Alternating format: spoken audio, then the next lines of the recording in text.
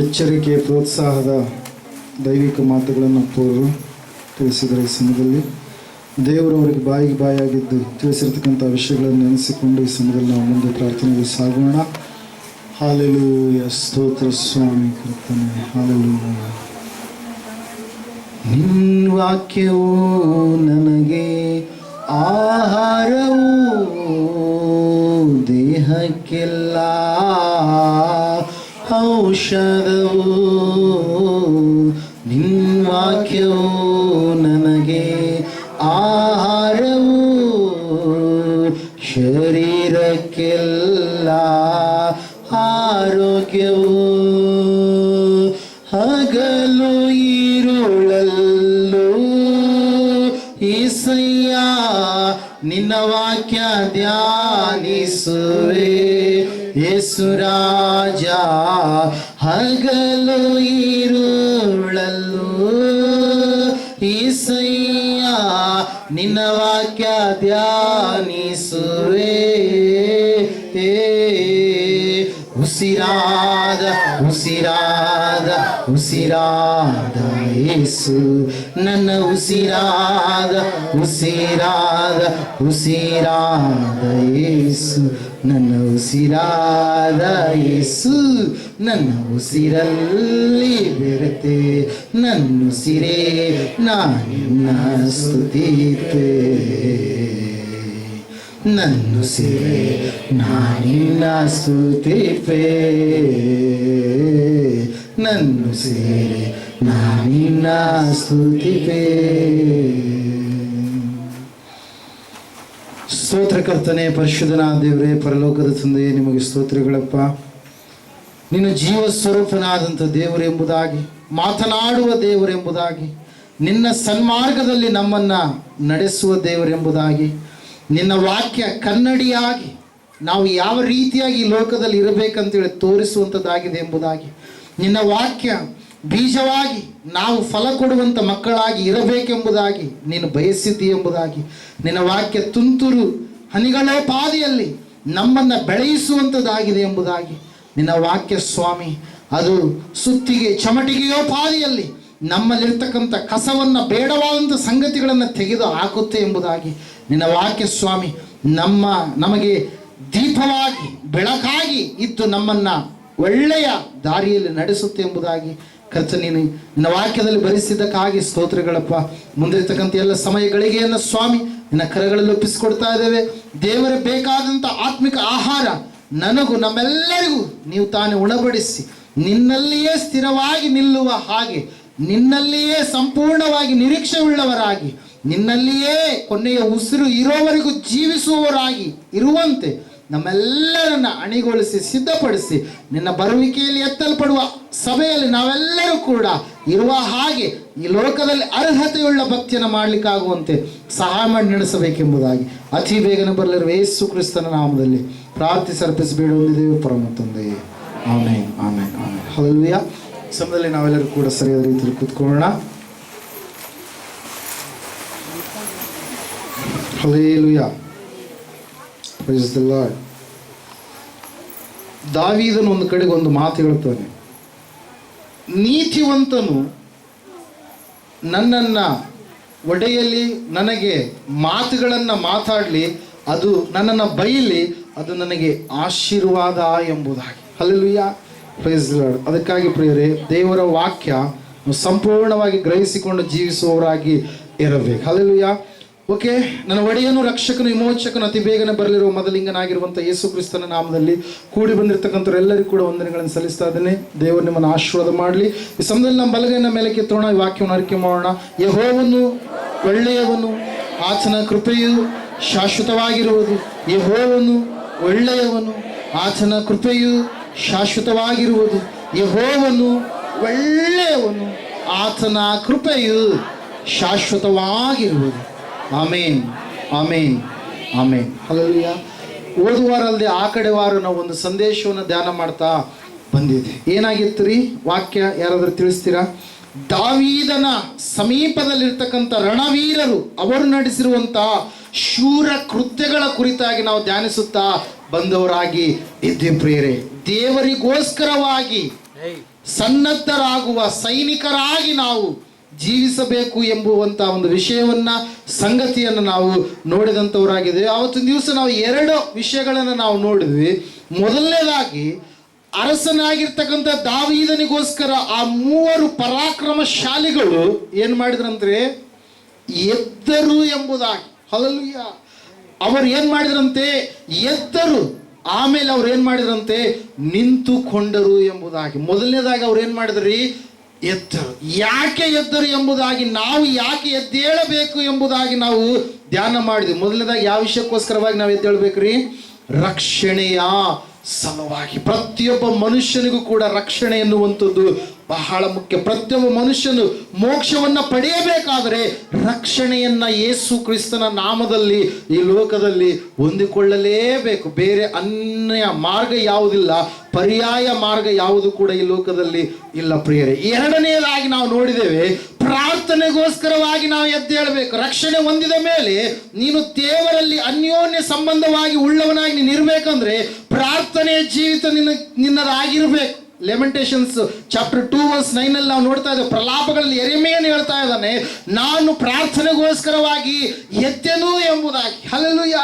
ಪ್ರಾರ್ಥನೆಗೋಸ್ಕರವಾಗಿ ಎದ್ದಿರ್ತಕ್ಕಂಥ ಯೆರೆಮೀಯನನ್ನ ನಾವು ನೆನಪು ಮಾಡಿಕೊಳ್ಳುವವರು ಆಗಬೇಕು ಪ್ರಿಯರೇ. ಮೂರನೇದಾಗಿ ನಾವು ನೋಡಿದ್ದೇವೆ, ನಾವು ಯಾಕೆ ಎದ್ದೇಳಬೇಕಂತಂದ್ರೆ ಭಕ್ತಿ ಜೀವಿತದಲ್ಲಿ ಬಂದಾಗ ಈ ಲೋಕ ಸಂಕಟದ ಲೋಕ. ಈ ಲೋಕದಲ್ಲಿ ಎಲ್ಲಾ ಮನುಷ್ಯರಿಗೂ ಸಂಕಟ ಇದೆ. ಸಂಕಟ ಇರಬಾರ್ದು ಅಂತಂದ್ರೆ ಈ ಲೋಕ ಬಿಟ್ಟು ಹೋಗ್ಬೇಕು. ನಾವು ಬೇರೆ ಪರಿಹಾರ ಯಾವುದೂ ಇಲ್ಲ. ಯಾಕೆ ಹೇಳ್ರಿ? ಯೇಸು ಹೇಳಿದಾನೆ ಅಂತೇಳಿ, ಲೋಕದಲ್ಲಿ ನಿಮಗೆ ಸಂಕಟ ಉಂಟು. ಆ ಸಂಕಟದ ನಿಮಿತ್ತವಾಗಿ ನಮಗೆ ಕೆಲವೊಂದು ಸಾರಿ ನಿರಾಶೆಗೆ ನಾವು ಒಳಗಾಗ್ತೀವಿ, ಕೆಲವೊಂದು ಸಾರಿ ನಿರುತ್ಸಾಹದ ಪರಿಸ್ಥಿತಿಗಳಿಗೆ ನಾವು ಒಳಗಾಗ್ತೀವಿ.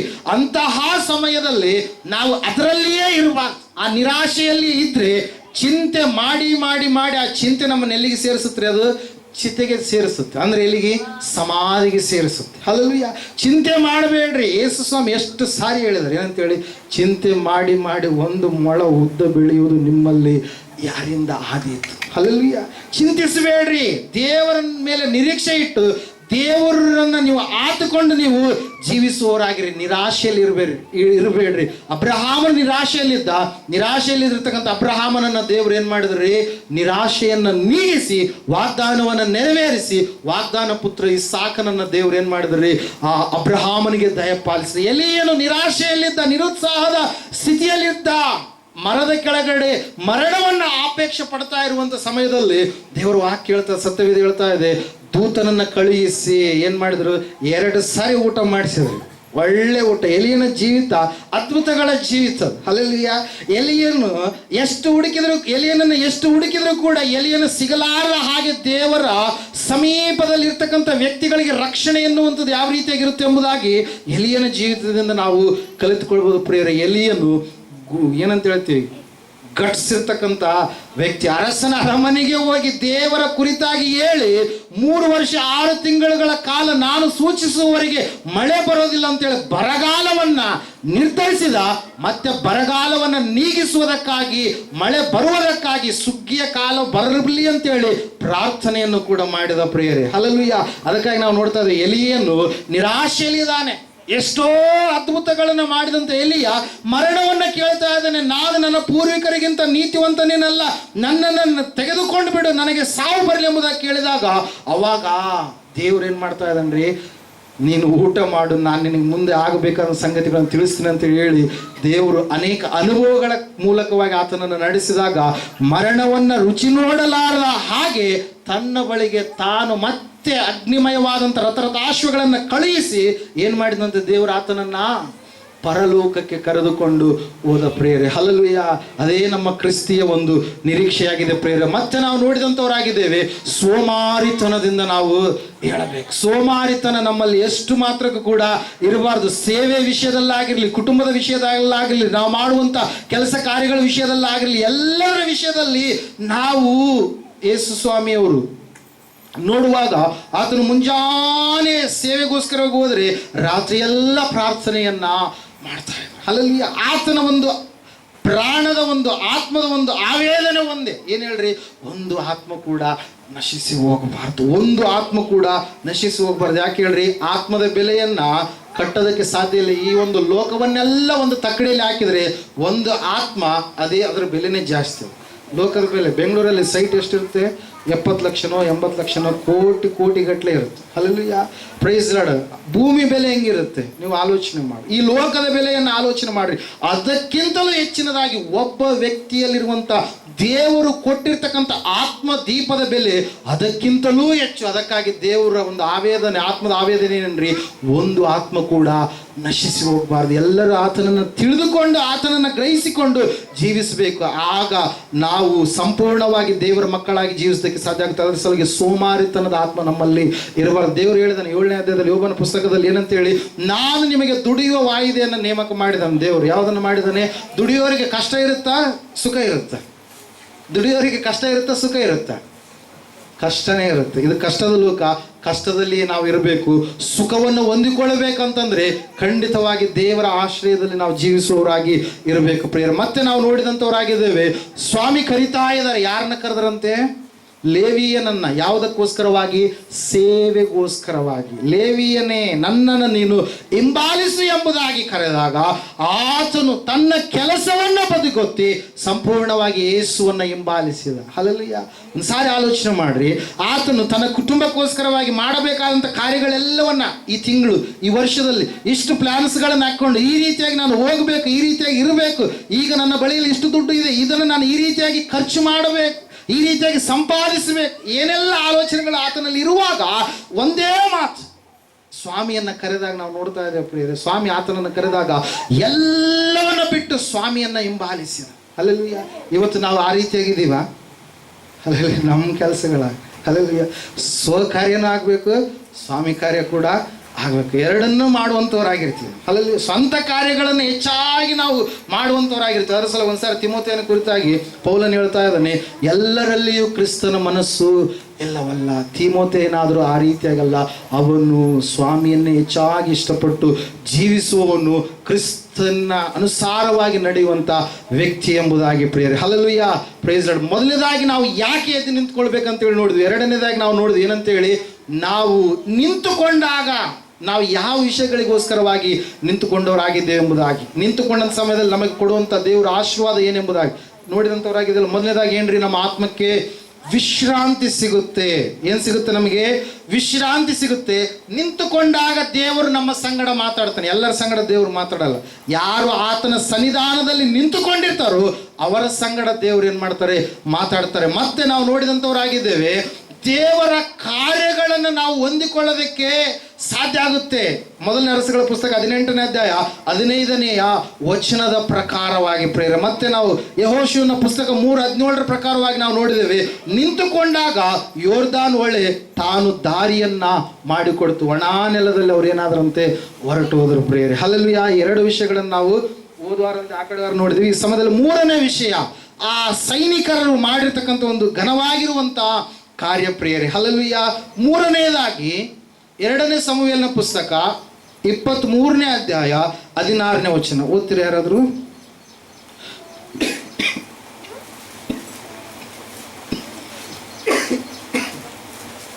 ಕೂಡಲೇ ಆ 3 ಮಂದಿ ಪರಾಕ್ರಮಶಾಲಿಗಳು ಫಿಲಿಸ್ಟಿಯರ ದಂಡಿನೊಳಗೆ ನುಗ್ಗಿ ಹೋಗಿ ಬೆತ್ಲೆಹೇಮಿನ ಬಾಗಲ ಬಳಿಯಲ್ಲಿರುವ ಬಾವಿಯ ನೀರನ್ನು ಸೇದಿ ದಾವೀದನಿಗೆ ತಂದು ಕೊಟ್ಟರು ಎಂಬುದಾಗಿ. ಮೂರನೆಯದಾಗಿ, ದಾರಿ ಮಾಡಿಕೊಳ್ಳುವವರಾಗಿ ನಾವು ಇರಬೇಕು. ನಾವೇನೋ ಎದ್ದಿದ್ದೇವೆ, ನಿಂತುಕೊಂಡಿದ್ದೇವೆ, ನಾವು ದಾರಿ ಮಾಡಿಕೊಂಡು ಹೋಗಬೇಕು. ದಾವೀದನಿಗೊಂದು ಆಪೇಕ್ಷೆ ಹುಟ್ಟಿತು, ಅಯ್ಯೋ ಈ ಸಮಯದಲ್ಲಿ ನಾನು ಲವಲವಿಕೆಯಿಂದ ಇರುವುದಕ್ಕಾಗಿ ಬೆತ್ಲೆಹೇಮ್ ಊರಿನ ಬಾಗಲಿನ ಬಳಿಯಲ್ಲಿರುವ ಬಾವಿಯ ನೀರನ್ನ ಯಾರಾದರೂ ನನಗೆ ತಂದು ಕೊಟ್ರೆ ನನಗೆ ಎಷ್ಟೋ ಒಳ್ಳೆಯದು ಎನ್ನುವ ರೀತಿಯಲ್ಲಿ ಹೇಳಿದಾಗ ದಾವೀದನ ಬಾಯಿಂದ ಸ್ವರ ಬರ್ತಾ ಇತ್ತೇನೋ, ಮಾತು ಹೊರಡ್ತಾ ಇತ್ತೇನೋ, ಈ 3 ಪರಾಕ್ರಮಶಾಲಿಗಳು ಏನು ಮಾಡಿದ್ರಂತ್ರಿ, ಮಾತು ಬರುವಂಥ ಸಮಯದಲ್ಲಿ ಅವರು ನುಗ್ಗಿ ದಾರಿ ಮಾಡಿಕೊಂಡು ಏನು ಮಾಡ್ತಾ ಇದ್ದಾರೆ?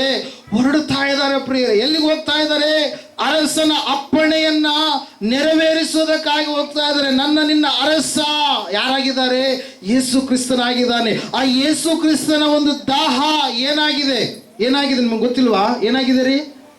ಆತ್ಮಗಳ ರಕ್ಷಣೆ. ಯಾವ ಮನುಷ್ಯನು ನಶಿಸಿ ಹೋಗಬಾರದೆನ್ನುವಂಥದ್ದು ದೇವರ ಚಿತ್ತ. ಅದಕ್ಕಾಗಿ ದೀರ್ಘ ಶಾಂತಿಯಿಂದ ಆತನ ಏನ್ ಮಾಡ್ತಾ ಇದ್ದಾನೆ, ಕಾದುಕೊಂಡು ಕೂತಿದ್ದಾನೆ. ಪ್ರಿಯರೇ, ದೇವರ ವಾಕ್ಯ ಹೇಳ್ತದೆ, ಸತ್ಯವೇದ ಹೇಳ್ತಾ ಇದೆ, ನಾವು ದಾರಿ ಮಾಡಿಕೊಂಡು ಜೀವಿಸಬೇಕು. ದೇವರಿಗೋಸ್ಕರವಾಗಿ, ದೇವರ ಕಾರ್ಯಗಳಿಗೋಸ್ಕರವಾಗಿ ಈ ಲೋಕದಲ್ಲಿರುವಾಗ ನಾವು ಒಳ್ಳೆಯ ಮಾರ್ಗದಲ್ಲಿ ಇದ್ದೇವೆಂಬುದಾಗಿ ನಮ್ಮನ್ನು ನಾವು ಸಂಪೂರ್ಣವಾಗಿ ತಿಳಿಯಪಡಿಸಿಕೊಳ್ಬೇಕಂತಂದ್ರೆ ನಾವು ಯಾವ ದಾರಿಯಲ್ಲಿದ್ದೇವೆ ಅಂತೇಳಿ ನಾವು ಅರ್ಥ ಮಾಡಿಕೊಳ್ಬೇಕಲ್ಲ. ನಾವು ನೋಡ್ತಾ ಇದ್ದೇವೆ, ಇವರಾದರೂ ಅರಸನ ಮಾತಿಗೆ ಕಿವಿಗೊಟ್ಟು ಹೋಗೊಟ್ಟು ನೀರನ್ನು ತೆಗೆದುಕೊಂಡು ಬರುವುದಕ್ಕಾಗಿ ದಾರಿ ಮಾಡಿಕೊಂಡು ಹೋಗ್ತಾ ಇದ್ದಾರೆ. ಯಾಕೆ ಇವರು ದಾರಿ ಮಾಡಿಕೊಂಡು ಹೋದ್ರು?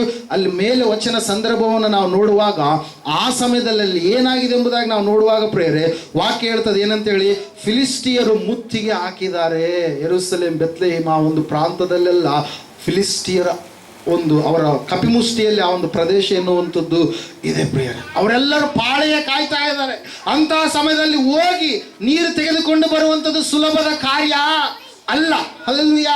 ಈ ಲೋಕದಲ್ಲಿ ಸೈತಾನನಿದ್ದಾನೆ. ಸೈತಾನನ್ ಏನ್ ಮಾಡ್ತಾನ್ರಿ, ನಾವು ದಾರಿಯನ್ನು ಮಾಡಿಕೊಂಡು ಹೋಗುವಂತ ಸಮಯದಲ್ಲಿ ಅವನು ನಮ್ಮನ್ನು ದಾರಿ ತಪ್ಪಿಸುವುದಕ್ಕಾಗಿ ಏನೆಲ್ಲ ಹುನ್ನಾರಗಳನ್ನು ಮಾಡ್ತಾ ಇರ್ತಾನೆ. ಯಾರನ್ನು ಪ್ರೇರೇಪಿಸ್ತಾನೋ, ಹೇಗೆ ಪ್ರೇರೇಪಿಸ್ತಾನೋ, ಯಾವ ರೀತಿಯಾಗಿ ನಿರ್ದೇಶಿಸ್ತಾನೋ ಗೊತ್ತಿರಲಾರ್ದ ಹಾಗೆ ನಾವೇನೋ ಒಳ್ಳೆಯದು ಅಂತೇಳಿ ಹೋಗ್ತಾ ಇರಬೇಕಾದ್ರೆ ಅನೇಕವಾದಂಥ ಕಂಟಕಗಳನ್ನು ಅವನು ತರ್ತಾ ಇರ್ತಾನೆ ಪ್ರೇರೆ. Hallelujah, praise God. ಯಾಕಂದ್ರೆ ಈ ಪ್ರಪಂಚದ ದೇವರು ಎಂಬುದಾಗಿ ವಾಕ್ಯ ಅವನ ಕುರಿತಾಗಿ ಹೇಳುತ್ತೆ ಪ್ರೇರೆ. ಅವನು ಗರ್ಜಿಸುವ ಸಿಂಹದೋಪಾದಿಯಲ್ಲಿ ನಿಮ್ಮ ಬಳಿಗೆ ಬಂದು ಯಾರನ್ನ ನುಂಗಲಿ ಎಂಬುದಾಗಿ ಅವನು ಕಾಯ್ತಾ ಇದ್ದಾನೆ. ಹಲ್ಲೆಲೂಯಾ. ವಾಕ್ಯ ಹೇಳ್ತಾರೆ, ಇಂತಹ ಸ್ಥಿತಿಯಲ್ಲಿ ಕೂಡ ಇರುವಾಗಲೂ ನಾನು ನಿಮ್ಮನ್ನ ಕೈ ಬಿಡೋದಿಲ್ಲ. 17ನೇ ಅಧ್ಯಾಯದಲ್ಲಿ ಯೇಸು ಸ್ವಾಮಿ ಮಾಡಿರ್ತಕ್ಕಂಥ ಪ್ರಾರ್ಥನೆಯನ್ನು ಯೋಹಾನ ಬರೆದ ಸುವಾರ್ತೆಯಲ್ಲಿ ನಾವು ನೋಡುವಾಗ, ಕೆಡುಕನು ಈ ಲೋಕದಲ್ಲಿದ್ದಾನೆ, ಆ ಕೆಡುಕನ್ನು ಇರುವಾಗಲೂ ಕೂಡ ನಾನು ನಿಮ್ಮನ್ನು ಅಲ್ಲಿಗೆ ಕಳುಹಿಸ್ತೀನಿ. ಯಾಕಂದ್ರೆ ನಾನು ನಿಮ್ಮನ್ನ ಕೈ ಬಿಡೋದಿಲ್ಲ, ನಾನು ನಿಮ್ಮ ಸಂಗಡ ಇರ್ತೀನಿ ಎಂಬುದಾಗಿ. ಹಲ್ಲೆಲೂಯಾ, ಪ್ರೇಸ್ ಗಾಡ್ ಪ್ರೇರೆ. ಅಂತಹ ಮುತ್ತಿಗೆ ಹಾಕಿದಂಥ ಸಮಯದಲ್ಲಿಯೂ ಕೂಡ ಇವರು ನೀರನ್ನು ತೆಗೆದುಕೊಂಡು ಬರುವುದಕ್ಕಾಗಿ ದಾರಿ ಮಾಡಿಕೊಂಡು ಹೋಗ್ತಾ ಇದ್ದಾರೆ ಪ್ರೇರೆ. ನೀವು ಒಂದು ಸಾರಿ ಜ್ಞಾನೋಕ್ತಿಗಳ ಪುಸ್ತಕವನ್ನು ನೀವು ತೆಗೆದಿದ್ದೆ ಆದರೆ 19ನೇ 2ನೇ ವಚನ ಹೋಗ್ತೀರಾ ಕ್ವಿಕ್ಕಾಗಿ. ಅಯುಕ್ತ ಏನಂತೆ, ಯಾವ ಕಾಲು ದಾರಿ ತಪ್ಪುತ್ತಂತೆ, ದುಡುಕುವ ಕಾಲು ದಾರಿ ತಪ್ಪುತ್ತೆ ಎಂಬುದಾಗಿ. Hallelujah, praise God. ತಿಳುವಳಿಕೆ ಇಲ್ಲದೆ ಕೋರುವುದು ಅಯುಕ್ತ, ದುಡುಕುವ ಕಾಲು ಖಂಡಿತವಾಗಿ ಏನಾಗುತ್ತೆ, ಅದು ದಾರಿ ತಪ್ಪಿ ನಡೆಯುತ್ತೆ ಪ್ರಿಯರೇ. ಮುಂದೆ ನಾವು ನೋಡುವಾಗ ಯಾವ ರೀತಿಯಾಗಿ ಈ ಸೈನಿಕರು ಅರಸನಿಗೋಸ್ಕರವಾಗಿ ಪ್ರಾಣದ ಅಂಗನ್ನ ತೊರೆದು ಅವರು ಹೊರಟಂತ ಸಮಯದಲ್ಲಿ ನಾವು ನೋಡ್ತಾ ಇದ್ದೇವೆ ಪ್ರಿಯರೇ. ವಾಕ್ಯ ಹೇಳ್ತದೆ, ಸತ್ಯವೇದ ಹೇಳ್ತಾ ಇದೆ ಏನಂತ ಹೇಳಂತಂದ್ರೆ, ಅವರು ದಾರಿ ಮಾಡಿಕೊಂಡು ಅರಸನ್ನು ಆ ಒಂದು ಕೋರಿಕೆ ಭಿನ್ನಹ ಏನಿತ್ತು ಅದನ್ನು ಅವ್ರು ಏನ್ ಮಾಡಿದ್ರಿ, ನೆರವೇರಿಸಿದ್ರು ಪ್ರಿಯರೇ. ಹಲ್ಲೆಲೂಯಾ. ಒಂದ್ಸಾರಿ ನೀವು 2ನೇ ಅರಸುಗಳ ಪುಸ್ತಕ 7ನೇ ಅಧ್ಯಾಯ 4ರಿಂದ 5 ವಚನಗಳನ್ನು ಓದುವಾಗ ಅಲ್ಲಿ ಒಂದು ಸಂದರ್ಭವನ್ನು ನಾವು ನೋಡ್ತಾ ಇದ್ದೇವೆ. ಆವತ್ತಿನ ದಿವಸಗಳಲ್ಲಿ ಅರಾಮ್ಯರು ಮುತ್ತಿಗೆ ಹಾಕಿದಂತ ಒಂದು ಸಂದರ್ಭ. ಆ ಸಂದರ್ಭದಲ್ಲಿ ಭಯಂಕರವಾದಂತಹ ಕಷ್ಟ ನಷ್ಟಗಳು. ಮೊದಲೇ ಬರಗಾಲದ ಒಂದು ಪರಿಸ್ಥಿತಿ ಬಂದಿದೆ. ಆ ಬರಗಾಲದ ಪರಿಸ್ಥಿತಿ ಇನ್ನೂ ಮುತ್ತಿಗೆ ಹಾಕಿದಂಥ ಸಮಯದಲ್ಲಿ ಇನ್ನೂ ಕೂಡ ಬರಗಾಲದ ಪರಿಸ್ಥಿತಿಯಲ್ಲಿ ಮುತ್ತಿಗೆ ಹಾಕಿದಾಗ ವಸ್ತುಗಳ ಬೆಲೆ ಇನ್ನೂ ಕೂಡ ಗಗನಕ್ಕೆ ಏರಿದಂಥ ಒಂದು ಸ್ಥಿತಿ ಪ್ರಿಯರೇ. ಹಲ್ಲೆಲೂಯಾ. ನಿಮ್ಗೆ ಕೆಲವು ವರ್ಷಗಳ ಹಿಂದೆ ಏನಾಗಿತ್ತು ರೀ, ಲಾಕ್ಡೌನ್ ಮಾಡಿದ್ರು. ಲಾಕ್ಡೌನ್ ಮಾಡಿದಾಗ 10 ರೂಪಾಯಿದು ಸಾಮಾನು 5 ರೂಪಾಯಿ ಕೊಟ್ರ ಎಷ್ಟು ಮಾಡಿದ್ರು, ಏನು ಮಾಡಿದ್ರು, 1 to 2 ತಗೊಂಡೋಗ್ರಿ, ಬಿಟ್ರೆ ಬಿಡ್ರಿ. Hallelujah, praise God. ಇಲ್ಲಿ ಮುತ್ತಿಗೆ ಹಾಕಿದಾರಂತೆ. ಯಾರು ಮುತ್ತಿಗೆ ಹಾಕಿದಾರ್ರಿ? ಅಲ್ಲಿ ನಾವು ನೋಡ್ತಾ ಇದ್ದೇವೆ, ಅರಾಮರು ಮುತ್ತಿಗೆ ಹಾಕಿದಂತ ಸಮಯದಲ್ಲಿ ಮೊದಲೇ ಬರಗಾಲದ ಸ್ಥಿತಿ ಇದೆ. ಮತ್ತೆ ಮುತ್ತಿಗೆ ಹಾಕಿದಾಗ ಇನ್ನೂ ವಸ್ತುಗಳ ಬೆಲೆ ಇನ್ನೂ ಹೆಚ್ಚಾದಂಥ ಸಮಯದಲ್ಲಿ ನಾವು ನೋಡ್ತಾ ಇದ್ದೇವೆ. 4ರಿಂದ 5 ವಚನಗಳು ಓದುವಾಗ ಅಲ್ಲಿ ಕುಷ್ಠರೋಗಿಗಳಿದ್ದಾರೆ. ಎಷ್ಟು ಜನ ಕುಷ್ಠರೋಗಿಗಳಂತೆ? 4 ಮಂದಿ ಕುಷ್ಠರೋಗಿಗಳು ಊರ ಬಾಗಿಲಿನ ಹತ್ತಿರ ಇದ್ದು ತಮ್ಮೊಳಗೆ ತಾವು ಮಾತಾಡಿಕೊಳ್ತಾ ಇದ್ದಾರೆ, ನಾವು ಸಾಯುವ ತನಕ ಇಲ್ಲೇ ಕೂತಿರಬೇಕು, ಪಟ್ಟಣದೊಳಗೆ ಬರವಿರುವುದರಿಂದ ಅಲ್ಲಿ ಹೋದರೂ ಸಾಯಬೇಕು, ಇಲ್ಲಿಯೇ ಕೂತಿದ್ದರೂ ಸಾಯಬೇಕು. ಆದುದರಿಂದ ಹೊರಟು ಹೋಗಿ ಅರಾಮ್ಯರ ಪಾಳೆಯವನ್ನು ಸೇರೋಣ. ಅವರು ನಮ್ಮನ್ನು ಉಳಿಸುವುದಾದರೆ ಉಳಿಸಲಿ, ಕೊಲ್ಲುವುದಾದರೆ ಕೊಲ್ಲಲಿ ಎಂದು ಮಾತಾಡಿಕೊಂಡು ಸಾಯಂಕಾಲವಾಗಲು ಅರಾಮ್ಯರ ಪಾಳೆಯಕ್ಕೆ ಹೊರಟರು ಎಂಬುದಾಗಿ. ಹಲ್ಲೆಲೂಯಾ. ಈ ಕುಷ್ಠರೋಗದಿಂದ ಇವರು ಬಳಲ್ತಾ ಇರುವಂತ ಸಮಯದಲ್ಲಿ ಇವರು ಊರ ಬಾಗಿಲಿನ ಹೊರಗಡೆ ಇದ್ದಾರೆ. ಯಾಕಂದ್ರೆ ಕುಷ್ಠರೋಗ ಬಂದಂತವ್ರನ್ನ ಆವತ್ತಿನ ದಿವಸ ಬಹಿಷ್ಕಾರ ಆಗ್ತಾ ಇದ್ರು. ಕೊರೋನಾ ಸಮಯದಲ್ಲಿ ಕ್ವಾರಂಟೈನ್ ಮಾಡ್ತಾ ಇದ್ರಲ್ಲ, ಕೊರೋನಾ ಬಂದವಂತವ್ರನ್ನ ಒಂದು ಸ್ಥಳದಲ್ಲಿ ಇಡ್ತಾ ಇದ್ರು. ಯಾಕಂದ್ರೆ ಅವರಿಂದ ಇನ್ನೂ ಅನೇಕರಿಗೆ ಕೊರೋನಾ ಬರುತ್ತೆ ಅಂತೇಳಿ. ಅಲ್ಲಿ ಅಂಟು ರೋಗ ಆವತ್ತಿನ ದಿವಸಗಳಲ್ಲಿ ಕುಷ್ಠರೋಗ ಎನ್ನುವಂಥದ್ದು ಪ್ರಿಯರೇ. ಇವರು ಊರ ಬಾಗಿಲಿನ ಹೊರಗಡೆ ಇದ್ದಾರೆ. ಇವರು ದಾರಿ ಮಾಡಿಕೊಳ್ತಾ ಇದ್ದಾರೆ. ಏನು ದಾರಿ ಮಾಡಿಕೊಳ್ತಾ ಇದ್ದಾರೆ? ಹೆಂಗಾದ್ರೂ ನಾವು ಸಾಯ್ತೀವಿ, ಇಲ್ಲಿದ್ರು ಸಾಯ್ತೀವಿ, ಅಲ್ಲಿಗೆ ಹೋದ್ರೆ ಸಾಯ್ತೀವಿ, ಶತ್ರುಗಳ ಬಳಿಗೆ ಹೋದ್ರೆ ಒಂದು ವೇಳೆ ಅವ್ರು ಉಳಿಸಲಿ, ಕೊಲ್ಲಿದ್ರೆ ನಮ್ಮನ್ನ ಕೊಲ್ಲಲಿ ಎಂಬುದಾಗಿ ಇವರು ದಾರಿ ಮಾಡಿಕೊಂಡು ಏನ್ ಮಾಡ್ತಾ ಇದಾರೆ? ಅರಾಮ್ಯರ ಪಾಳೆಯಕ್ಕೆ, ಶತ್ರುವಿನ ಪಾಳೆಯಕ್ಕೆ ಇವ್ರು ಏನ್ ಮಾಡ್ತಾ ಇದ್ದಾರೆ? ಹೊರಟು ಹೋಗ್ತಾ ಇದ್ದಾರೆ ಪ್ರೇರಿ. ಎಂತಹ ಒಂದು ಸಂದಿಗ್ಧ ಪರಿಸ್ಥಿತಿ ಬಂದಿರುವಾಗ ಇವರು ಮಾತ್ರ ಏನ್ ಮಾಡ್ತಾ ಇದಾರಂತೆ? ಆ ಒಂದು ಪಾಳೆಯಕ್ಕೆ ಹೋದಾಗ ದೇವರು ಎಲೀಷನ ಬಾಯಿಂದ ಯಾವ ಮಾತನ್ನು ನುಡಿಸಿದ್ದನೋ ಆ ಮಾತನ್ನು ಸಂಪೂರ್ಣವಾಗಿ ನೆರವೇರಿಸ್ತಾ ಇದ್ದಾನೆ ಪ್ರಿಯರೇ. ಹಲ್ಲೆಲೂಯಾ. ಪ್ರವಾದಿ, ದೇವರ ಸೇವಕ, ದೇವರ ಮನುಷ್ಯ ಹೇಳಿದಂತ ಮಾತನ್ನ, ತನ್ನ ಸೇವಕನು ಹೇಳಿದಂತ ಮಾತನ್ನ ದೇವರು ನಿರರ್ಥಕ ಪಡಿಸದೆ ಅನೇಕ ಸಂದರ್ಭಗಳಲ್ಲಿ ಆತನ ಏನ್ ಮಾಡ್ತಾನಂತೆ? ಸಾರ್ಥಕ ಪಡಿಸ್ತಾನೆ. ಹಲ್ಲೆಲೂಯಾ. ಇಲ್ಲ ನಾವು ನೋಡ್ತಾ ಇದ್ದೀವಿ, ವಾಕ್ಯ ಹೇಳ್ತದೆ, ಸತ್ಯವೇದ ಹೇಳ್ತಾ ಇದೆ, ಇವರು ಆ ಪಾಳೆಯಕ್ಕೆ ಹೋಗಿದ್ದಾರೆ. ಇವ್ರು ನೆನೆಸಿದ್ದಾರೆ, ನಾವು ಉಳಿದ್ರು ಉಳಿತೀವಿ, ಸತ್ರ ಸಾಯ್ತೀವಿ ಅಂತೇಳಿ. ಆದ್ರೆ ಆ ಪಾಳೆಯಕ್ಕೆ ಹೋದಾಗ ಇವರು ದಾರಿ ಮಾಡಿಕೊಂಡು ಹೋದ ಸಮಯದಲ್ಲಿ ನಾವು ನೋಡ್ತಾ ಇದ್ದೇವೆ ಪ್ರಿಯರೇ, ಅಲ್ಲಿ ಒಬ್ಬ ಅರಾಮ್ಯನು ಕೂಡ ಕಾಣಿಸ್ತಾ ಇಲ್ಲ. ಒಬ್ಬ ಏನಂತ ಹೇಳ್ತದೆ, ವೈರಿಯು ಕೂಡ, ಅಲ್ಲಿ ಶತ್ರು ಒಬ್ಬನು ಕೂಡ ಕಾಣಿಸ್ತಾ ಇಲ್ಲ. ಆ ಸಮಯದಲ್ಲಿ ಅವರು ಹೋಗಿ ಏನ್ ಮಾಡ್ತಾ ಇದ್ದಾರೆ? ಅಯ್ಯೋ, ಇಷ್ಟು ನಮಗೆ ಎಷ್ಟು ಬೇಕಾದಷ್ಟು ನಮಗೆ ಆಹಾರ ಸಿಕ್ತು, ಇದನ್ನು ತಿನ್ನೋಣ, ಇದು ಶುಭವಾರ್ತೆಯ ಒಂದು ದಿವಸ ಎಂಬುದಾಗಿ ಅವರು ನೆನೆಸಿ ಏನ್ ಮಾಡಿದ್ರಂತ್ರಿ? ಅರಾಮ್ಯರ ಪಾಳೆಯಕ್ಕೆ ಹೊಕ್ಕು ಅಲ್ಲಿರುವಂಥದ್ದೆಲ್ಲವನ್ನು ಅವ್ರು ಏನು ಮಾಡಿದ್ರಿ? ತಮ್ಮ ಒಂದು ಪಟ್ಟಣದ ಕಡೆಗೆ ತೆಗೆದುಕೊಂಡು ಹೋಗೋದಕ್ಕಾಗಿ ಅವರು ಅಲ್ಲಿರ್ತಕ್ಕಂಥ ಜನರೆಲ್ಲರಿಗೆ ಏನು ಮಾಡ್ತಾ ಇದ್ದಾರೆ? ತಿಳಿಸ್ತಾ ಇದ್ದಾರೆ ಪ್ರೇರ. ದಾರಿ ಮಾಡಿಕೊಂಡು ಹೋಗುವವರು ನಾವು ಆಗಬೇಕು ಪ್ರೇರ. ಅದಕ್ಕಾಗಿ ನೋಡ್ರಿ, ಅಲ್ಲಿ ನೋಡೋದಕ್ಕೆ ಚಿಕ್ಕದಾಗಿರ್ತಕ್ಕಂಥ ಒಂದು ಪ್ರಾಣಿಯ ಪ್ರಿಯರೇ, ಆದರೆ ಅದು ಎಲ್ಲೂ ವಾಸ ಮಾಡುತ್ತದು? ಅರಮನೆಯಲ್ಲಿ ವಾಸ ಮಾಡುತ್ತೆ. ಹಲ್ಲೆಲೂಯಾ. ನಾವು ಜ್ಞಾನೋಕ್ತಿಗಳ ಪುಸ್ತಕ 30ನೇ ಅಧ್ಯಾಯದಲ್ಲಿ ನಾವು ನೋಡುವಾಗ ಜ್ಞಾನಯುಕ್ತವಾಗಿರ್ತಕ್ಕಂಥ ಕೆಲವೊಂದು ಪ್ರಾಣಿಗಳ ಕುರಿತಾಗಿ ಅಲ್ಲಿ ಅರಸನಾಗಿರ್ತಕ್ಕಂಥ ಸೊಲೊಮೋನನ್ನು ಬರಿತಾ ಇದ್ದಾನೆ. ಏನಂತ ಹೇಳಿ ಅಂತಂದ್ರೆ, ಆ ಬಂಡೆಯ ಸಂದಿನಲ್ಲಿ ಏನ್ ಮಾಡುತ್ತಂತೆ? ಸ್ಥಳವನ್ನು ಮಾಡಿಕೊಳ್ಳುತ್ತೆ ತಾನು ವಾಸ ಮಾಡುವುದಕ್ಕಾಗಿ. ಹಲ್ಲೆಲೂಯಾ. ಯಾಕಂದ್ರೆ ಪ್ರಾಕ್ಟೀಸ್ ಮೇಕ್ಸ್ ಮ್ಯಾನ್ ಪರ್ಫೆಕ್ಟ್ ಅಂತೆ. ಪ್ರಾಕ್ಟೀಸ್ ಮಾಡಲಾರ್ದಿದ್ರೆ ಯಾವುದು ಕೂಡ ಬರೋದಿಲ್ಲ. ಹಲ್ಲೆಲೂಯಾ. ಹಲ್ಲೆಲೂಯಾ. ಹೇಳೋದು ಅರ್ಥ ಆಗ್ತದೆ. ಅಡಿಗೆ ಮಾಡೋದಕ್ಕೂ ಕೂಡ ಪ್ರಾಕ್ಟೀಸ್ ಬೇಕು, ಹೊಲದವನ್ನು ಉತ್ತೋದಕ್ಕೂ ಬೆಳೆಯೋದಕ್ಕೂ ಕೂಡ ಪ್ರಾಕ್ಟೀಸ್ ಬೇಕು. ಪ್ರಾಕ್ಟೀಸ್ ಮಾಡ್ತಾ ಮಾಡ್ತಾ ಮಾಡ್ತಾ ನಿನ್ನ ಪರ್ಫೆಕ್ಟ್ ಆಗಿರ್ತಕ್ಕಂಥ ವ್ಯಕ್ತಿಯಾಗಿ ಬದಲಾಗೋದಕ್ಕೆ ಸಾಧ್ಯ. ದಾರಿ ಮಾಡಿಕೊಳ್ಳುವಂಥದ್ದನ್ನು ನೀನು ಕಲಿಯಬೇಕಾಗಿದೆ. ಈ ಕುಷ್ಠರೋಗಿಗಳು ಸಾವಿಗೋಸ್ಕರವಾಗಿ ಆದರೂ, ಜೀವಕ್ಕೋಸ್ಕರವಾಗಿ ಆದರೂ ನಾವು ಹೋಗೋಣ ಎಂಬುದಾಗಿ ಅವರು ದಾರಿ ಮಾಡಿಕೊಂಡು ಹೋದಾಗ ದೇವರವರ ಸಂಗಡ ಇದ್ದ ಅದ್ಭುತವನ್ನ ಮಾಡಿದ್ರು ಪ್ರೇರಿ. ಯೆಶಾಯನ ಪ್ರವಾದನ ಗ್ರಂಥ 51ನೇ ಅಧ್ಯಾಯ 23ನೇ ವಚನದಲ್ಲಿ ನಾವು ನೋಡ್ತಾ ಇದ್ದೇವೆ, ಯೇಸು ಕ್ರಿಸ್ತನು ನನಗೋಸ್ಕರವಾಗಿ ನಿನಗೋಸ್ಕರವಾಗಿ ಆತನ ಏನಾಗಿದ್ದಾನಂತೆ? ದಾರಿಯಾಗಿ ಬದಲಾವಣೆಯಾಗಿದ್ದಾನೆ ಪ್ರಿಯ. ಒಂದ್ಸಾರಿ ಆ ವಚನ ಓದಿಕೊಳ್ಳೋಣ, ಮುಂದೆ ಹೋಗೋಣ. ಯೆಶಾಯ 51:23.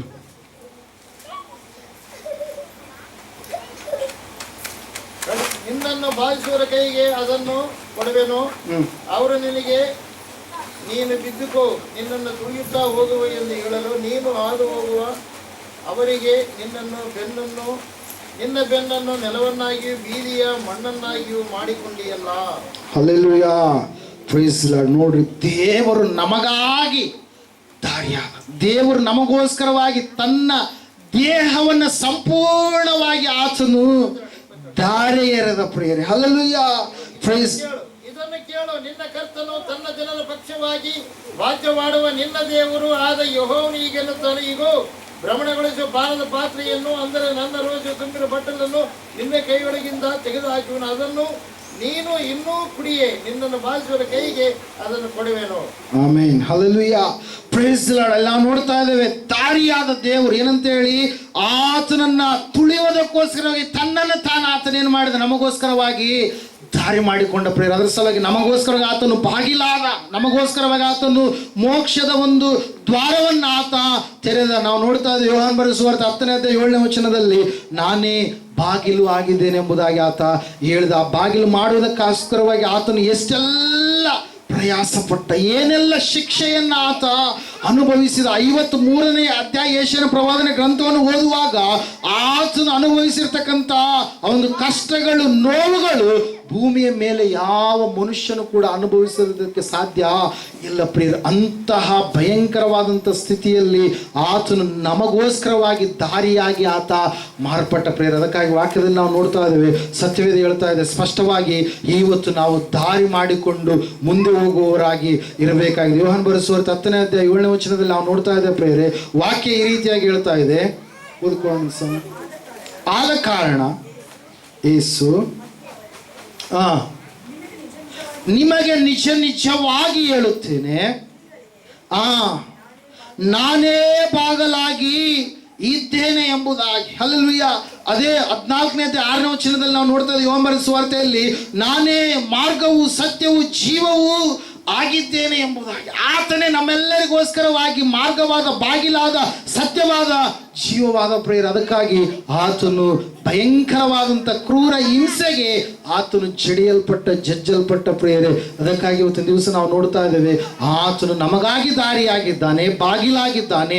ಅದಕ್ಕಾಗಿ ಆ ಒಂದು ಬಾಗಿಲಿನ ಮೂಲಕವಾಗಿ ನಾವು ಹೋಗುವವರಾಗಿ ಇರಬೇಕು ಪ್ರೇರ. ವಾಕ್ಯದಲ್ಲಿ ನಾವು ನೋಡ್ತಾ ಇದ್ದೇವೆ, ಇವತ್ತಿನ ದಿವಸ ಆ ಸೈನಿಕರಂತೆ ಅವರು ಅರಸನ ಮಾತನ್ನು ನೆರವೇರಿಸಿ ದಾರಿ ಮಾಡಿಕೊಂಡು ಹೋದರು. ಶತ್ರುಗಳು ಅಲ್ಲಿ ಪಾಳೆ ಕಾಯುತ್ತಿರುವಾಗಲೂ ಕೂಡ ಜ್ಞಾನಯುಕ್ತವಾಗಿ ಆ ಒಂದು ಬೆತ್ಲೆಹೇಮಿನ ಬಾವಿಯ ಬಳಿಯಲ್ಲಿರ್ತಕ್ಕಂಥ ಬಾವಿಯ ನೀರನ್ನ ಸೇದಿ ತೆಗೆದುಕೊಂಡು ಎಲ್ಲಿಗೆ ಬರ್ತಾ ಇದಾರಂತ್ರಿ, ಅರಸನಾಗಿರುವಂಥ ದಾವೀದನ ಬಳಿಗೆ ಬರ್ತಾ ಇದ್ದಾರೆ ಪ್ರೇರೆ. Hallelujah, praise Lord. ಅವರು ಮೊದಲನೇದಾಗಿ ಎದ್ದರು, ಎರಡನೇದಾಗಿ ನಿಂತುಕೊಂಡ್ರು, ಮೂರನೇದಾಗಿ ಅವ್ರು ಏನು ಮಾಡ್ತಾ ಇದ್ದಾರೆ, ದಾರಿ ಮಾಡಿಕೊಳ್ತಾ ಇದ್ದಾರೆ. ಅರಸನ ಮಾತಿನಂತೆ ಸಂಪೂರ್ಣವಾಗಿ ಅರಸನ ಮಾತು ನೆರವೇರಿಸುವುದಕ್ಕಾಗಿ ತಮ್ಮನ್ನು ತಾವು ಸಿದ್ಧಪಡಿಸಿಕೊಳ್ತಾ ಇದ್ದಾರೆ ಪ್ರಿಯರ. 4ನೇದಾಗಿ ಈ ಸಮಯದಲ್ಲಿ ಕೊನೆಯದಾಗಿ ನಾವು ನೋಡೋಣ. ಓದ್ತೀರಾ? ಅದೇ 2ನೇ ಸಮಯದ ಪುಸ್ತಕ 23ನೇ ಅಧ್ಯಾಯ 17ನೇ ವಚನ.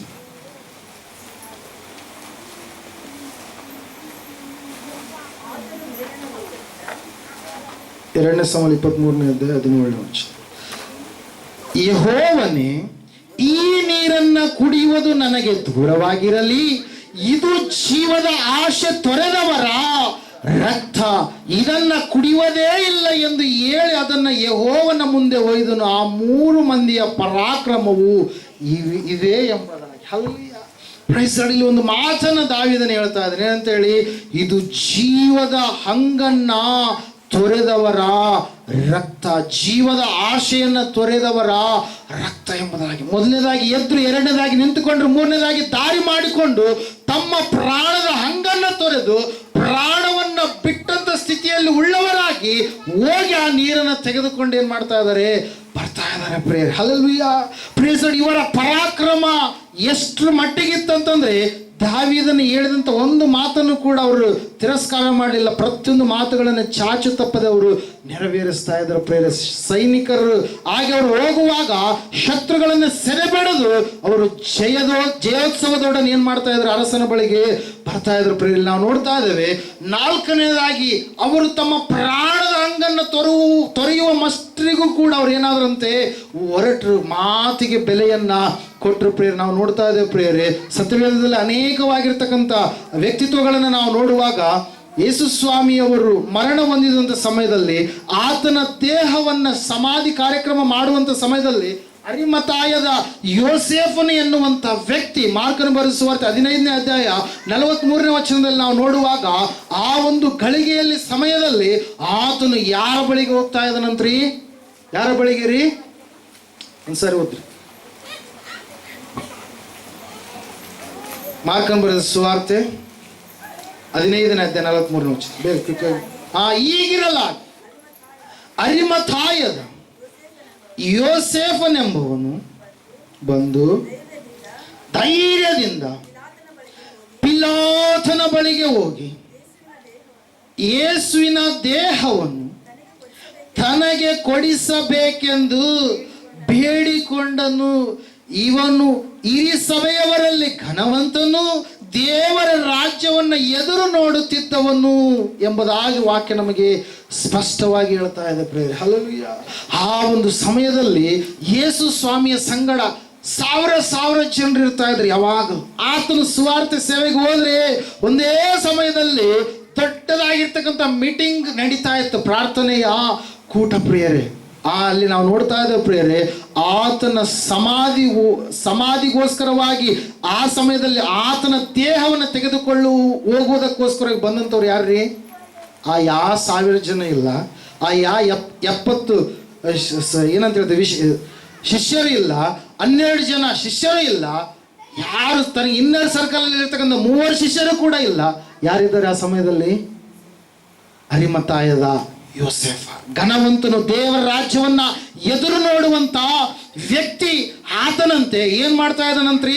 ತನ್ನ ಪ್ರಾಣದ ಅಂಗನ್ನ ತೊರೆದು ಹೋಗ್ತಾ ಇದ್ದಾನೆ. ಯಾರ ಬಳಿಗೆ ಹೋಗ್ತಾ ಇದ್ದಾನೆ? ಪಿಲಾತನ ಬಳಿಗೆ ಹೋಗ್ತಾ ಇದ್ದಾನೆ. ಆ ಸಮಯದಲ್ಲಿ ಯಾರಾದ್ರೂ ಯೇಸುವಿಗೆ ಸಂಬಂಧಪಟ್ಟವರು ಅಂತಂದ್ರೆ ಅವರನ್ನು ಕೂಡ ಶಿಲುಬೆಗೆ ಹಾಕ್ಸ್ಬೇಕೆನ್ನುವಂತ ಒಂದು ಕಾನೂನು. ಯಾರಾದ್ರೂ ಇವನು ಕೂಡ ಯೇಸುವಿಗೆ ಸಂಬಂಧಪಟ್ಟ ವ್ಯಕ್ತಿ. ಅದಕ್ಕಾಗಿ ಪೇತ್ರ ಏನ್ ಮಾಡಿದ? 3 ಸಾರಿ ಬೊಂಕಿದ, ಸುಳ್ಳನ್ನು ಹೇಳಿದ. ಯೇಸು ಯಾರು ನನಗೆ ಗೊತ್ತೇ ಇಲ್ಲ, ನನಗೆ ಅನಾರೋಗ್ಯದಂತಿದ್ದಾಗ ನನಗೆ ಜೀವ ಕೊಟ್ಟಿದ್ದೇ ಯೇಸು, ನನ್ನ ಆಯುಷ್ಯವನ್ನು ಹೆಚ್ಚಿಸಿದ್ದೇ ಯೇಸು, ಮಕ್ಕಳ ಸಂತಾನ ಭಾಗ್ಯ ಇರಲಾರ್ದಾಗ ಅಲ್ಲಿ ನಡ್ಕೊಂಡಾಗ ನನಗೆ ಮಕ್ಕಳನ್ನ ಕೊಟ್ಟಿದ್ದೇ ಯೇಸು, ನನಗೆ ಏನೆಲ್ಲ ಕಾರ್ಯಗಳನ್ನ ಅದ್ಭುತಗಳನ್ನು ಮಾಡಿದ್ದೇ ಯೇಸು. ಈ ಸಮಯದಲ್ಲಿ ಕೇಳಿದಾಗ ಇಲ್ಲ, ನಮ್ಗೆ ಗೊತ್ತೇ ಇಲ್ಲ. ನೋಡ್ರಿ ಜನರು ಹೆಂಗೆ ಮಾತಾಡ್ತಾರೆ. Hallelujah, hallelujah. ದೇವರು ತಿರಸ್ಕಾರವನ್ನ ಸಹಿಸೋದಿಲ್ಲ, ದೇವರ ಅನ್ಯಾಯವನ್ನ ಸಹಿಸೋದಿಲ್ಲ. ಪೇತ್ರನು ಹೇಳ್ತಾ ಇದ್ದಾನೆ, ನನಗೆ ಯೇಸು ಯಾರು ಗೊತ್ತೇ ಇಲ್ಲ, ನನ್ನ ಬಿಟ್ಟು ಬಿಡ್ರಿ. 3 ಸಾರಿ, 1 ಸಾರಿ ಅಲ್ಲ, 2 ಸಾರಿ, ಎಷ್ಟು ಸಾರಿ ಅಂತ್ರಿ? 3 ಸಾರಿ ಹೇಳ್ತಾ ಇದ್ದಾನೆ. ಹಲ್ಲೆಲೂಯಾ. ಅಲ್ಲಿವರೆಗೂ ಎಲ್ಲಿಗ್ರಿ? ಆ ಒಂದು ತೋಟ, ಯಾವ ತೋಟ ಅದು? ಎಣ್ಣೆ ಮರಗಳ ಗುಡ್ಡದ ಸಮೀಪದಲ್ಲಿ ಇರ್ತಕ್ಕಂಥ ತೋಟ. ಯಾವ ತೋಟ ಇರೋದು?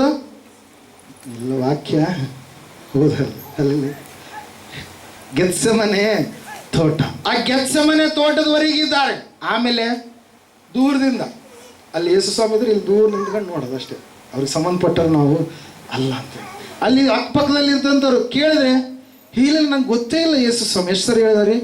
3 ಸಾರಿ ಹೇಳಿದ ಪ್ರಿಯರು. ಯಾಕಂದ್ರೆ ನಮ್ಮನ್ನು ಕೂಡ ಶಿಲುಬೆಗೆ ಹಾಕಿಬಿಡ್ತಾರೆ, ನಮ್ಮನ್ನು ಕೂಡ ಸಾಯಿಸಿಬಿಡ್ತಾರೆ, ನಮಗೂ ಕೂಡ ಕಷ್ಟವನ್ನ ಕೊಟ್ಟು ಬಿಡ್ತಾರೆ, ನಮಗೂ ಕೂಡ ನೋವುಗಳನ್ನ ಪಡಿಸಿಬಿಡ್ತಾರೆ. ನಮ್ಗೆ ಏನು ಮಾಡ್ತಾರೋ ನಮಗೆ ಗೊತ್ತಿಲ್ಲ, ಯಾಕೆ ಬೇಕು ನಮಗೆ ಅಂತೇಳಿ ಆ ಸಮಯದಲ್ಲಿ ತನ್ನ ಪ್ರಾಣದ ಅಂಗನ್ನು ತೊರೆದು ಏನಂತ ಹೇಳ್ತಾ ಇದ್ದೇವೆ? ಸೀಕ್ರೆಟ್ ಏನಂತ ಹೇಳ್ತಾ ಇದ್ದೇವೆ? ಡಿಸೈಪಲ್ ಆಗಿರ್ತಕ್ಕಂಥ, ಅಂದ್ರೆ ರಹಸ್ಯವಾಗಿ ಯೇಸು ಸ್ವಾಮಿಯನ್ನ ಹಿಂಬಾಲಿಸಿರ್ತಕ್ಕಂಥ ಶಿಷ್ಯನಾಗಿರ್ತಕ್ಕಂಥ ಅರಿಮತಾಯದ ಯೋಸೇಫ ತನ್ನ ಪ್ರಾಣದ ಅಂಗನ್ನು ತೊರೆದು ಪಿಲಾತನ ಬಳಿಗೆ ಹೋಗಿ ದೇಹವನ್ನು ಕೊಡಬೇಕಂತೇಳಿ ಏನು ಮಾಡ್ತಾ ಇದ್ದಾನ್ರಿ? ಬೇಡ್ತಾ ಇದ್ದಾನೆ ಪ್ರಿಯರೇ. Hallelujah, praise the Lord. ನೋಡ್ರಿ, ದೇವರಿಗೋಸ್ಕರವಾಗಿ ಬದುಕೋದಕ್ಕಾಗಿ ಸಾಯೋದಕ್ಕಾಗಿ ಕೂಡ ನಾವು ಸಿದ್ಧರಾಗಿ ಇರಬೇಕು. ಯಾಕಂದ್ರೆ ಒಂದು ಕಡೆಗೆ ವಾಕ್ಯ ಹೇಳುತ್ತೆ ಏನಂತೇಳಿ ಅಂದ್ರೆ 3ನೇ ಅಧ್ಯಾಯದಲ್ಲಿ ಇರುತ್ತೆ, ನಮ್ಮ ಜೀವವಾದರೂ ಕ್ರಿಸ್ತನಲ್ಲಿ ಏನಾಗಿದೆ? ಮರೆಯಾಗಿಡಲ್ಪಟ್ಟಿದೆ. ನಾವು ಸತ್ತವರಾಗಿಬಿಟ್ಟಿದ್ದೇವೆ. ನಮ್ಮ ಜೀವ ಎಲ್ಲಿದೆ? ಯಾರಲ್ಲಿದೆ? ಈಗ ಕ್ರಿಸ್ತನಲ್ಲಿದೆ. ಅದಕ್ಕಾಗಿ ಇನ್ನೊಂದು ಕಡೆಗೆ ವಾಕ್ಯ ಹೇಳ್ತೇವೆ, ಎಫೆಸರ್ ಬರೆದ ಪತ್ರಿಕೆ 2ನೇ ಅಧ್ಯಾಯದಲ್ಲಿ ಈ ರೀತಿಯಾಗಿರುತ್ತೆ ಏನಂತೇಳಿ ಅಂತಂದ್ರೆ, ನಮ್ಮನ್ನು ಆತನು ಪರಲೋಕದಲ್ಲಿ ಕೂಡಿಸಿದ್ದಾನೆ.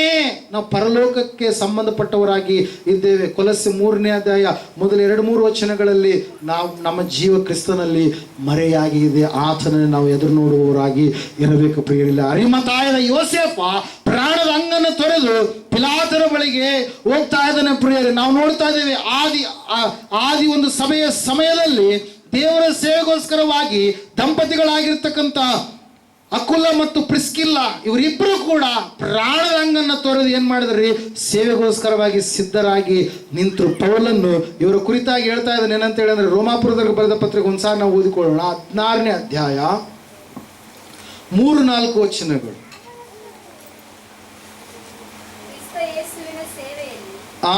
ಕ್ರಿಸ್ತ ಯೇಸುವಿನ ಸೇವೆಯಲ್ಲಿ ನನ್ನ ಜೊತೆ ಕೆಲಸದವರಾದ ಪ್ರಿಸ್ಕಳಿಗೂ ಅಕ್ವೀಲನಿಗೂ ನನ್ನ ವಂದನೆಗಳನ್ನ ಹೇಳಿರಿ. ಅವರು ನನ್ನ ಪ್ರಾಣದ ಸಂರಕ್ಷಣೆಗಾಗಿ ತಮ್ಮ ಪ್ರಾಣಗಳನ್ನು ಅಪಾಯಕ್ಕೆ ಗುರಿ ಮಾಡಿದರು. ನಾನು ಮಾತ್ರವೇ ಅಲ್ಲ, ಅನ್ಯ ಜನರ ಸಭೆಗಳವರೆಲ್ಲರೂ ಅವರ ಉಪಕಾರವನ್ನ ಸ್ಮರಿಸುತ್ತಾರೆ ಎಂಬುದಾಗಿ. ಹಲ್ಲೆಲೂಯಾ. ತಮ್ಮ ಪ್ರಾಣದ ಅಂಗನ್ನ ತೊರೆದರು ಪ್ರಿಯರೇ. ಯಾರಂತೆ? ಆದಿ ಸಭೆಯಲ್ಲಿ ದಂಪತಿಗಳಾಗಿರ್ತಕ್ಕಂಥ ಪ್ರಿಸ್ಕಳು ಮತ್ತು ಅಕ್ವಿಲ ಎನ್ನುವಂಥರು, ನನ್ನ ಜೊತೆ ಕೆಲಸದವರು ಎಂಬುದಾಗಿ ಪೌಲನ್ ಏನು ಮಾಡ್ತಾ ಇದ್ದಾನೆ? ಇವರನ್ನ ಸಂಬೋಧಿಸ್ತಾ ಇದ್ದಾನೆ. ಕಾರಣ ಏನಂತಂದ್ರೆ, ಸುವಾರ್ತೆ ಸೇವೆ ವಿಷಯದಲ್ಲಿ ಪೌಲನಿಗೆ ಸಹಾಯಕರಾಗಿ ಅವರು ಎದ್ರು ಪ್ರೇರೆ. ಡೇರೆ ಮಾಡುವಂಥ ಕೆಲಸವುಳ್ಳಂಥ ಇವರನ್ನ ಪೌಲನ್ ಏನು ಮಾಡಿದ್ದಾರೆ?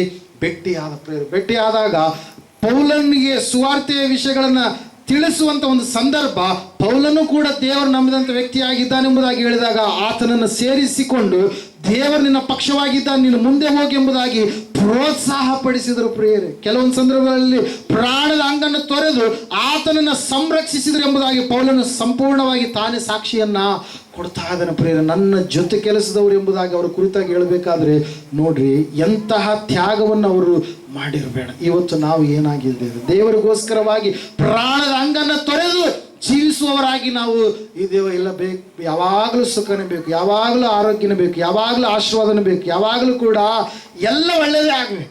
Hallelujah, praise the Lord. ಬರೇ ಇದೇ ಆಯ್ತು ಕತೆ. ನಾವು ದೇವರಿಗೋಸ್ಕರವಾಗಿ ಏನನ್ನು ಕೂಡ ಮಾಡಲಾರದಂಥ ಸ್ಥಿತಿಯಲ್ಲಿ ಇದೆ ಪ್ರಿಯರೇ. ವಾಕ್ಯ ಹೇಳ್ತಾ, ಸತ್ಯವೇದ ಹೇಳ್ತಾ ಇದೆ, ಅವರು ಪರಾಕ್ರಮಶಾಲಿಗಳು ಆಗಬೇಕಾದ್ರೆ ಅವರು ಅರಸನಾದಂಥ ದಾವೀದನಿಗೋಸ್ಕರ ಎದ್ದಿದ್ದಾರೆ, ನಿಂತಿದ್ದಾರೆ. ದಾರಿ ಮಾಡಿಕೊಂಡು ಹೋಗಿ ಪ್ರಾಣದ ಅಂಗನ್ನು ತೊರೆದು ದಾವೀದನ ಮಾತನ್ನ ಸಂಪೂರ್ಣವಾಗಿ ಕೈಕೊಂಡು ನಡೆದಿದ್ದಾರೆ. ಇವತ್ತು ಅರಸನಾಗಿರ್ತಕ್ಕಂಥ ಅರಸರುಗಳಿಗೆ ಅರಸನಾಗಿರ್ತಕ್ಕಂಥ, ಕರ್ತರುಗಳಿಗೆ ಕರ್ತನಾಗಿರ್ತಕ್ಕಂಥ, ದೇವರುಗಳಿಗೆ ದೇವರಾಗಿರ್ತಕ್ಕಂಥ ನಜರೇತಿನ ಯೇಸುವಿನ ಮಾತನ್ನು ನಾವು ಎಷ್ಟು ರೀತಿಯಾಗಿ ಕೈಕೊಂಡು ನಾವು ನಡೆಯಬೇಕು ಪ್ರಿಯರೇ. ನಾವು ನೋಡ್ತಾ ಇದ್ದೇವೆ, ವಾಕ್ಯ ಹೇಳ್ತಾ ಇದೆ ಪ್ರಿಯರೇ, ಅಕ್ವಿಲ ಮತ್ತು ಪ್ರಿಸ್ಕಳು ಇಬ್ಬರು ಕೂಡ ಪ್ರಾಣದ ಅಂಗನ್ನು ತೊರೆದು ಪೌಲನಿಗೋಸ್ಕರವಾಗಿ ಅವರು ನಿಂತರು ಪ್ರಿಯರೇ. ಇವತ್ತು ನಾವು ನಿಲ್ಲುವವರಾಗಿ ಇರಬೇಕು. ಪೌಲನು ಕೂಡ ಸಾಮಾನ್ಯ ಒಂದು ಸ್ಥಿತಿಯಲ್ಲೆಲ್ಲ. ಆತನು ಹೇಳ್ತಾ ಇದೆ, 2 ಕೊರಿಂಥದವರಿಗೆ ಬರೆದ ಪತ್ರಿಕೆ 11ನೇ ಅಧ್ಯಾಯ 21 ವಚನಗಳಿಂದ 33 ವಚನಗಳನ್ನು ನಾವು ನೋಡುವಾಗ, ದೇವರಿಗೋಸ್ಕರವಾಗಿ ಎಂತೆಲ್ಲ ಪ್ರಯಾಸವನ್ನು ತಾನು ಪಟ್ಟನೋ ಎಂಬುದಾಗಿ ತನ್ನ ಜೀವಿತದ ಸಾಕ್ಷಿಯನ್ನು ಆತನ ಏನು ಮಾಡ್ತಾ ಇದ್ದಾನೆ? ಹಂಚಿಕೊಳ್ತಾ ಇದ್ದಾನೆ. ನಾನು ಎಷ್ಟೆಲ್ಲ ಸೆರೆಮನೆಗಳಲ್ಲಿ ನಾನು ಹಾಕಲ್ಪಟ್ಟೆ, ಮಿತಿಮೀರಿ ಪೆಟ್ಟುಗಳನ್ನು ತಿಂದೆ, ಅನೇಕ ಸಾರಿ ಮರಣದ ಬಾಯೊಳಗೆ ಸಿಕ್ಕಿಕೊಂಡೆ, 5 ಸಾರಿ ಯಹೂದ್ಯರಿಂದ ನನಗೆ 1 ಕಡಿಮೆ 40 ಏಟುಗಳು ಬಿದ್ದವು, 3 ಸಾರಿ ಸರ್ಕಾರದವರು ಚಡಿಗಳಿಂದ ನನ್ನನ್ನು ಹೊಡಿಸಿದರು, 1 ಸಾರಿ ಜನರು ನನ್ನನ್ನು ಕೊಲ್ಲುವುದಕ್ಕೆ ಕಲ್ಲೆಸೆದರು. ಎಲ್ಲವೂ ಕೂಡ ಸಹಿಸಿಕೊಳ್ತಾ ಇದ್ದಾನೆ. ಯಾರಿಗೋಸ್ಕರವಾಗಿ?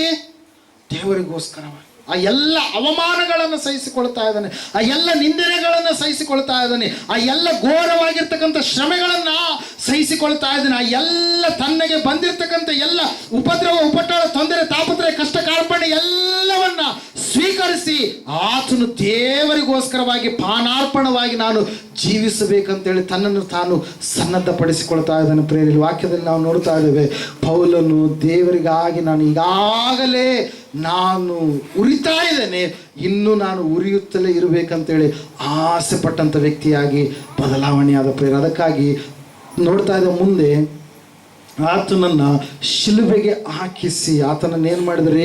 ಹತಸಾಕ್ಷಿಯಾಗಿ ಆತನು ಬದಲಾವಣೆಯಾದ ಪ್ರಿಯರೇ. ವಾಕ್ಯದಲ್ಲಿ ನಾವು ನೋಡುವಾಗ ಈ ಸಮಯದಲ್ಲಿ ನಾವು ಅರ್ಥ ಮಾಡಿಕೊಳ್ಳಬೇಕಾಗಿರ್ತಕ್ಕಂಥ ಸಂಗತಿ ಒಂದೇ ಪ್ರಿಯರೇ, ನಾವು ದೇವರಿಗಾಗಿ ಪರಾಕ್ರಮಶಾಲಿಗಳಾದಂಥ ವೀರ ಸೈನಿಕರಾಗಿ ನಾವು ಜೀವಿಸಬೇಕು. ನಾವು ಎದ್ದಿದ್ದೇವೆ, ನಾವು ಸ್ಥಿರವಾಗಿ ನಾವು ನಿಂತಿದ್ದೇವೆ, ಸ್ಥಿರವಾಗಿ ನಾವು ದಾರಿ ಮಾಡಿಕೊಂಡು ಮುಂದೆ ಹೋಗಬೇಕು. ದಾರಿ ಮಾಡಿಕೊಂಡು ಹೋಗುವಾಗ ಪ್ರಾಣದ ಹಂಗನ್ನು ತೊರೆದು ದೇವರಿಗಾಗಿಯೇ ನಾವು ಜೀವಿಸುವವರಾಗಿ ಇರಬೇಕು. Hallelujah, praise the Lord. ಸಮಯದಲ್ಲಿ ನಾವೆಲ್ಲರೂ ಎದ್ದು ನಿಂತುಕೊಳ್ಳೋಣ, ಪ್ರಾರ್ಥನೆ ಮಾಡೋಣ. ಸಹೋದರ ಸಹೋದರಿಯ, ನಿನ್ನ ಜೀವಿತ ಇದು ನೀರ ಮೇಲಿನ ಗುಳ್ಳೆಯೋಪಾದಿಯಲ್ಲಿ ಇರುವಂಥದ್ದು. ನಾವು ನೆನೆಸ್ತೀವಿ, ನಾವು ಅಂದುಕೊಳ್ತೀವಿ, ನಾವು ಏನೆಲ್ಲ ಯೋಚನೆಗಳನ್ನು ಮಾಡ್ತೀವಿ, ಆದರೆ ಸಮಯ ಹೋದ ಮೇಲೆ ಏನನ್ನು ಕೂಡ